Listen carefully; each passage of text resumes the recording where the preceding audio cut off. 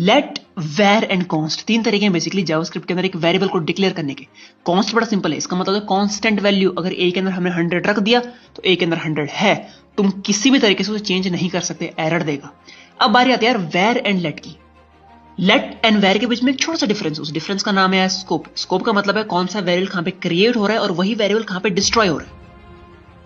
जैसे कि लेट में है, लेट क्या होता है, एक ब्लॉक स्कोप होता है। इसका मतलब पैरेंथेसिस के अंदर अगर हमने लेट से कोई भी वेरिएबल क्रिएट करा है, जैसे कि इस एग्जांपल में, तो ए को हमने लेट की मदद से यहां पे क्रिएट करा है, पैरेंथेसिस के अंदर क्रिएट करा है, ठीक है, ब्लॉक के अंदर क्रिएट करा है, तो ए को हम इनके बाहर एक्सेस नहीं कर सकते, दैट्स इट। वहीं वैर के साथ ये प्रॉब्लम नहीं आती। अगर वैर से हमने कोई भी वेरिएबल इन पैरेंथेसिस के अंदर क्रिएट करा है तो उसे हम बाहर एक्सेस कर सकते हैं, क्योंकि वैर जो है वो फंक्शन स्कोप होता है बेसिकली। फंक्शन में अगर हम वैर से कोई भी वेरिएबल क्रिएट करेंगे तो उसे हम फंक्शन के बाहर यूज नहीं कर सकते। अब यहां पे ध्यान दिया, ठीक है।